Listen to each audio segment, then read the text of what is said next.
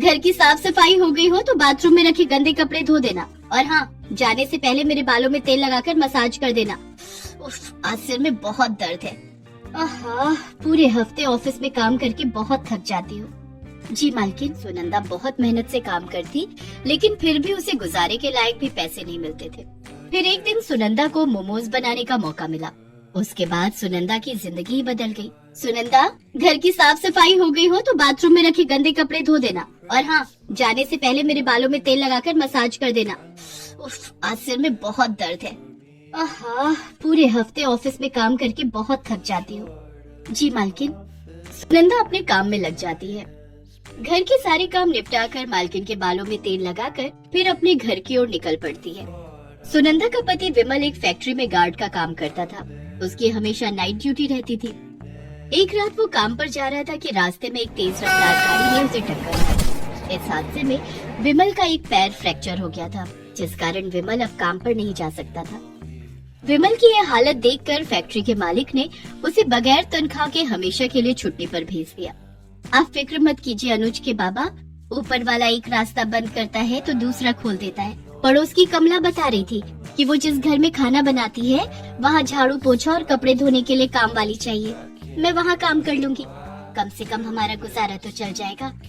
मुझे माफ कर दो सुनंदा, मेरी वजह से आज तुम्हें दूसरों के घरों में काम करना पड़ रहा है। ये आप क्या कह रहे हैं? जिंदगी में उतार चढ़ाव तो आते ही रहते हैं, वक्त ही तो है, गुजर जाएगा। मेरा दिल कहता है कि हमारे अच्छे दिन जल्दी आएंगे। सुनंदा बहुत जीवट थी। वो हर हाल में खुश रहना और मुसीबतों से लड़ना जानती थी। सुनंदा के सास ससुर भी उससे बहुत खुश रहते थे। सुनंदा बहू, कल से काम पर जाए करेगी तो घर के काम मैं संभाल लूंगी। तू घर की बिल्कुल भी फिक्र मत करना। हाँ सुनंदा बहू, तू खूब मेहनत से काम करना। जी माँ जी, आपके और बाबूजी के आशीर्वाद से मैं बहुत जल्दी दूसरे घरों में भी काम पकड़ लूंगी। दूसरे दिन सुनंदा कमला के साथ काम पर गई। क्या नाम है तुम्हारा? सुनंदा। देखो सुनंदा, घर की साफ सफाई, झाड़ू पोछा, बर्तन, कपड़े ये सब करने होंगे। इसके लिए मैं तुम्हें 4000 रुपए दूंगी। जी मालकिन, मैं कर लूंगी। तो ठीक है, कल से काम पर आ जाना। दूसरे दिन से सुनंदा अमिता के घर पर काम करने लगी। अमिता बदले में उसे 4000 रुपए देती। इतने कम पैसों में सुनंदा और उसके परिवार का गुजारा बस इतना ही हो रहा था कि उन्हें 2 वक्त की रोटी मिल जाती थी। सुनंदा अमिता के घर के सारे काम करती। कभी कभी कमला काम पर नहीं आती तो सुनंदा खाना भी बना दिया करती। अरे वाह सुनंदा, तुम तो खाना भी बहुत बढ़िया बनाती हो। जी मालकिन, मुझे सब कुछ बनाना आता है। इडली, डोसा, छोले भटूरे, नूडल्स। धीरे धीरे दिन बीत रहे थे। एक दिन अमिता के घर पर किटी पार्टी थी, जिसमें उसकी कुछ सहेलियां आने वाली थी। अमिता के घर के पास एक बहुत ही नामी रेस्टोरेंट था जिसका नाम गोपाल रेस्टोरेंट था। वहाँ के मोमोज बहुत ही मशहूर थे। अमिता की सहेलियों ने पार्टी में गोपाल रेस्टोरेंट के मोमोज मंगवाने के लिए कहा, लेकिन किटी पार्टी वाले दिन जब अमिता ने मोमोज मंगवाने के लिए रेस्टोरेंट में फोन किया तो उस दिन रेस्टोरेंट बंद था। ओफो, ये रेस्टोरेंट को भी आज ही बंद होना था। अब मैं क्या करूं? तभी अमिता की नजर सुनंदा पर पड़ी। सुनंदा, क्यों ना आज मेरी सहेलियों के लिए तुम मोमोज बना दो, तुम तो अच्छा खाना बनाती हो।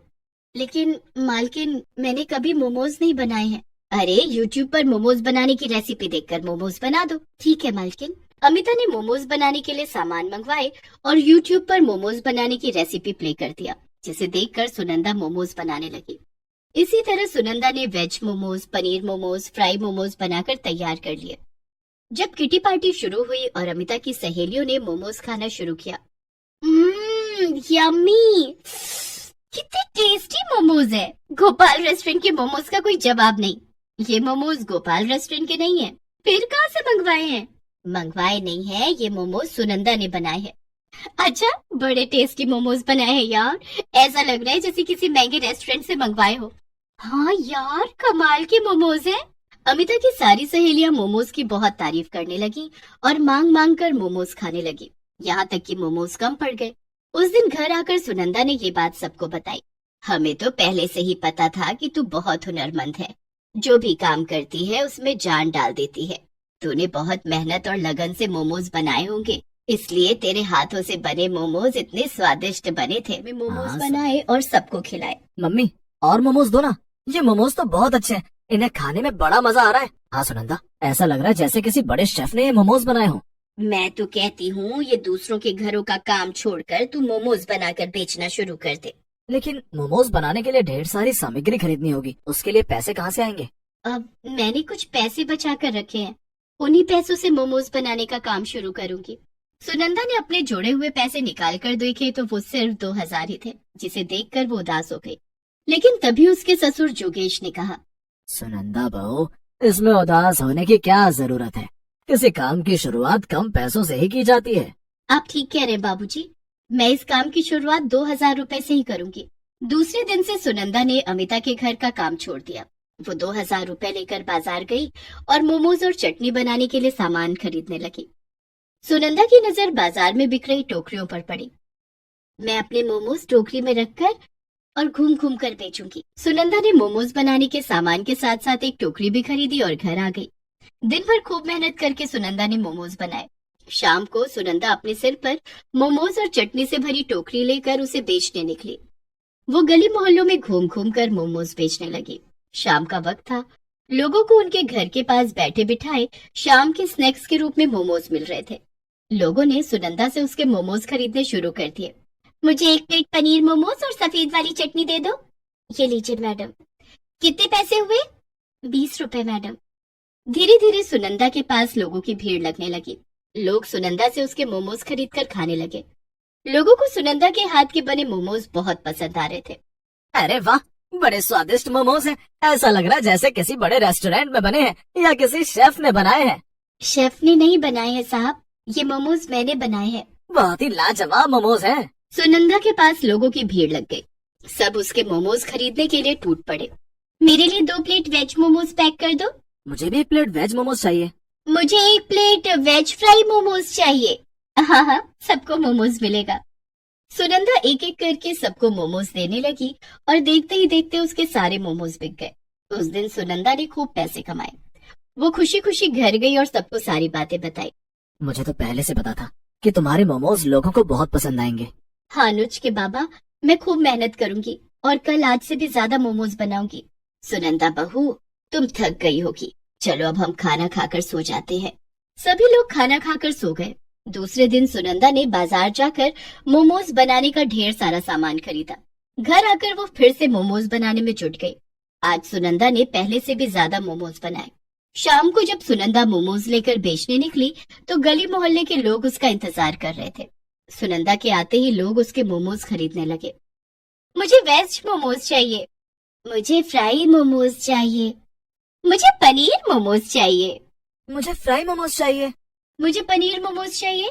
सुनंदा ने सबको उनकी मनपसंद मोमोज और चटनी दी। देखते ही देखते उसके सारे मोमोज बिक गए। आज भी सुनंदा की खूब कमाई हुई।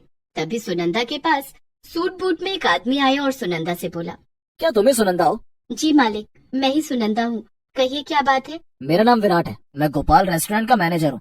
तुम्हारे मोमोज की बहुत तारीफ सुनी है, क्या अपने मोमोज मुझे टेस्ट कराओगी? हाँ हाँ मालिक, क्यों नहीं, ये लीजिए। सुनंदा ने विराज को 1 प्लेट पनीर मोमोज खाने के लिए दिए। वाकई ऐसे मोमोज तो मेरे रेस्टोरेंट में भी नहीं बनते। क्या तुम मेरे रेस्टोरेंट के लिए मोमोज बनाओगी? इस काम के लिए मैं तुम्हें महीने के 30,000 रुपए दूंगा। हाँ मालिक, मुझे मंजूर है।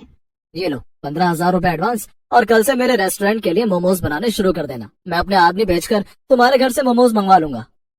सुनंदा पैसे लेकर घर गई और सबको बताया कि कैसे उसे गोपाल रेस्टोरेंट के लिए मोमोज बनाने का काम मिला है। महीने के 30,000 रुपए। देखा सुनंदा बहू, मोमोज बनाते ही तेरी लॉटरी लग गई। पिताजी, ये सब सुनंदा की मेहनत का कमाल है। हाँ बहू, ये सब तेरी मेहनत के कारण हुआ है।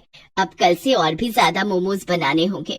चिंता की कोई बात नहीं सुनंदा, कुछ ही दिनों की बात है, तब तक मेरा पैर भी पूरी तरह ठीक हो जाएगा। उसके बाद मैं भी मोमोज बनाने में तुम्हारी मदद करूंगा। दूसरे दिन से सुनंदा गोपाल रेस्टोरेंट के लिए मोमोज बनाने लगी। रेस्टोरेंट के कारीगर सुनंदा के घर आकर मोमोज ले जाते और उसे रेस्टोरेंट में बेचते थे। इस काम में घर के सभी लोग सुनंदा की मदद करने लगे। कुछ दिनों के बाद विमल का पैर भी ठीक हो गया और वो भी मोमोज बनाने में सुनंदा की मदद करने लगा। धीरे धीरे करके सुनंदा ने काफी पैसे जोड़ लिए। एक दिन, अनुज के बाबा, मैं सोच रही थी क्यों ना मोमोज की अपनी दुकान खोल लूं। मैं मोमोज बनाऊंगी और आप मोमोज बेचना। ये तो तुमने बहुत अच्छी बात सोची है सुनंदा, हम मोमोज की अपनी एक दुकान खोल लेंगे। जल्दी ही सुनंदा ने मोमोज की अपनी एक दुकान खोल ली, जहाँ कई वैरायटी के मोमोज मिलने लगे। धीरे धीरे सुनंदा के मोमोज पूरे शहर में मशहूर हो गए।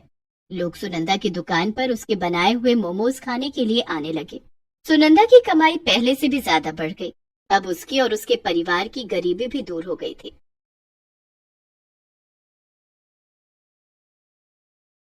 सुनीता कई सालों से सब्जी बेचने का काम कर रही थी, लेकिन इस काम से उसका और उसकी 7 साल की बेटी पिंकी का गुजारा नहीं हो पा रहा था। सुनीता के पति किशोर की मौत 4 साल पहले एक सड़क हादसे में हो गई। ससुराल वालों ने तो किशोर की मौत के साथ ही उससे मुंह मोड़ लिया था और अब मायके वाले भी साथ छोड़ रहे थे। भैया भाभी, आप लोग शहर क्यों जा रहे हो? क्यों ना जाए हम शहर? यहाँ गांव की जिंदगी में रखा क्या है सिवाय जिम्मेदारियों के। सुनीता समझ गई थी कि उसकी भाभी का इशारा उसकी तरफ ही था। दरअसल उसका भाई सुरेश और भाभी कामिनी उसके घर से थोड़ी ही दूर रहते थे। सुरेश एक ढाबा चलाता था जो काफी अच्छा चल रहा था, इसलिए वो कभी कभी सुनीता की कुछ मदद कर दिया करता था। लेकिन ये बात उसकी पत्नी कामिनी को बिल्कुल पसंद नहीं थी। कामिनी के जोर देने पर ही अब सुरेश गांव छोड़कर शहर जा रहा था। अब अपनी भाभी को गलत मत समझना सुनीता, इसका मतलब इस घर से था। दरअसल ये घर अब काफी पुराना हो गया है, इसका रख रखाव मुश्किल भी है और खर्चीला भी। और फिर बच्चों के भविष्य के बारे में भी तो सोचना है ना। शहर में रहेंगे तो बच्चे भी अच्छे स्कूल में पढ़ सकेंगे। लेकिन तू फिक्र मत करना, मैं गांव छोड़कर जा रहा हूँ, तुझे और पिंकी को नहीं। मैं तुम लोगों से मिलने आता रहूंगा। सुरेश की बात सुनकर कामिनी को गुस्सा आ जाता है। वो एक बार फिर सुनीता को सुनाते हुए कहती है, हाँ हाँ, सबका ठेका तो तुम्ही ने लेकर रखा है ना। इतना कहकर कामिनी वहां से चली जाती है। सुनीता अपनी आंखों को पोंछते हुए सुरेश से कहती है, कोई बात नहीं भैया, आप हमारी फिक्र मत करना। भाभी और बच्चों का ख्याल रखना और खूब तरक्की करना। मेरी भगवान से बस यही प्रार्थना है। सुरेश सुनीता की मदद करना चाहता था, लेकिन इसकी वजह से वो अपने घर में कलेश भी नहीं चाहता था।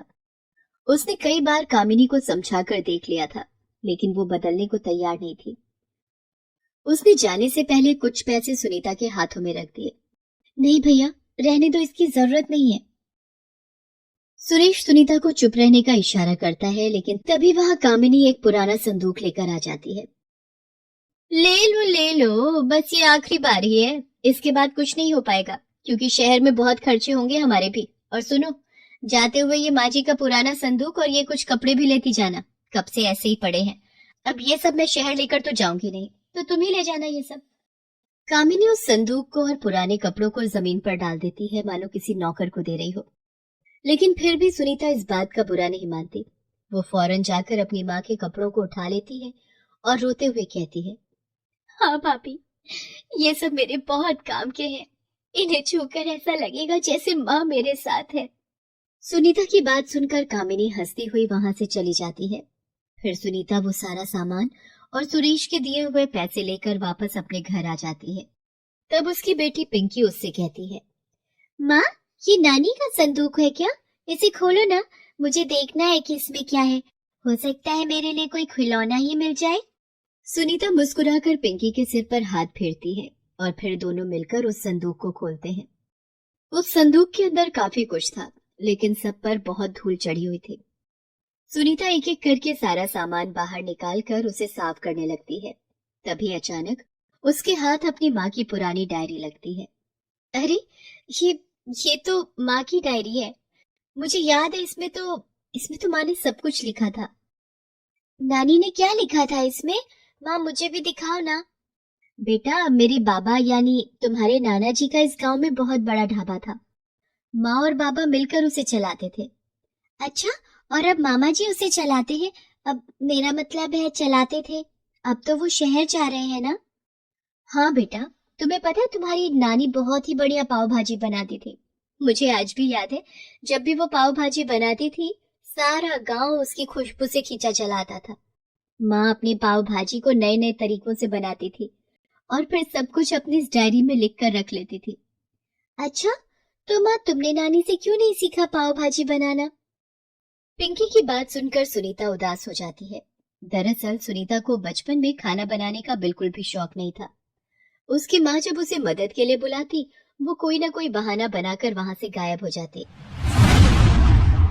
अरे ओ सुनीता, कब से बुला रही हूँ, आती क्यों नहीं? आ जरा, ये भाजी का मसाला पीस दे जरा, तब तक मैं पाव देख लेती हूँ। नहीं माँ, मुझे मुझे तो बाहर खेलने जाना है, मैं जा रही हूँ। हे भगवान, कैसी लड़की है। कितनी कोशिश करती हूँ कि थोड़ा बहुत काम सीख ले, लेकिन इसका तो मन ही नहीं लगता। चलो कोई बात नहीं, इस डायरी में सब कुछ लिखा तो है मैंने। जब बड़ी हो जाएगी तो खुद ब खुद सीख लेगी। क्या हुआ माँ, कुछ तो बोलो। हाँ, मैं अब बनाऊंगी बेटा, पाव भाजी बनाऊंगी मैं, बिल्कुल अपनी माँ जैसी। पिंकी, तुम करोगी ना मेरी मदद? हाँ माँ, बिल्कुल करूंगी। सुनीता सबसे पहले अपनी माँ की डायरी खोलकर उसे खूब अच्छे से पढ़ती है और फिर सुरेश के दिए पैसों से पाव भाजी बनाने का सारा सामान खरीद कर लाती है। वो डायरी से पढ़कर ठीक उसी तरह सब कुछ बनाती है जैसे उसकी माँ बनाया करती थी। उसने कुछ बाजार से बना बनाया नहीं खरीदा, बल्कि सारे मसालों को सुखाकर खुद अपने हाथों से पीस कर तैयार किया। पाव भी खुद बनाए और सब्जियां भी बिल्कुल ताजी इस्तेमाल की। फिर शाम को उसने अपने ठेले पर सब्जियों की जगह पाव भाजी बेचना शुरू कर दिया। पिंकी भी इस काम में उसकी पूरी मदद कर रही थी। अरे सुनीता, ये पाव भाजी बेचना कब से शुरू किया? बस आज से ही चाची। पता है चाची, मैंने पाव भाजी बिल्कुल वैसे ही बनाई है जैसे माँ बनाती थी। अरे वाह, भाभी के हाथ की पाव भाजी तो यहाँ सबको बड़ी याद आती है। ला, मैं भी खाकर देखूं, तेरे हाथों में भाभी वाला स्वाद है भी या नहीं। सुनीता फौरन एक प्लेट पाव भाजी लगाकर अपनी पड़ोसन सरला को दे देती है। सरला उसे खाते हुए कुछ नहीं कहती। फिर उसके बाद, कुछ तो कहो चाची, माँ जैसी बनी है या नहीं? रुक जा रुक जा, पहले खत्म तो कर लूं। भाई मजा आ गया। सच में सुनीता, तूने बिल्कुल भाभी जैसी पाव भाजी बनाई है। सालों पुराना स्वाद फिर से आ गया। वाह, तुझे तो ये काम पहले ही कर लेना चाहिए था।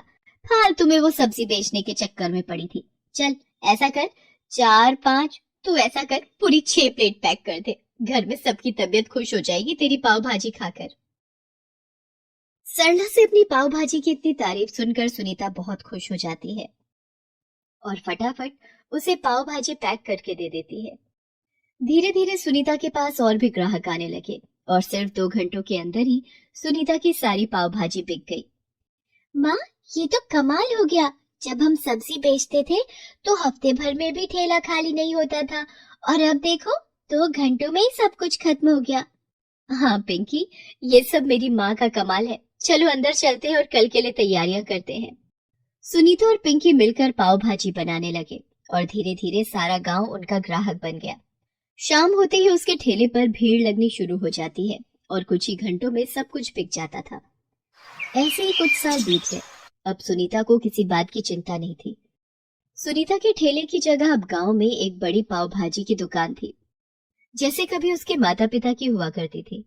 इतना सब होने के बाद भी सुनीता ने मेहनत करना नहीं छोड़ा, बल्कि अब वो वक्त के साथ अपनी पाव भाजी में कई बदलाव भी करने लगी थी, जिन्हें भी लोग खूब पसंद कर रहे थे। अरे वाह आंटी, आपकी भाजी में तो बिल्कुल पिज्जा जैसा स्वाद आ रहा है।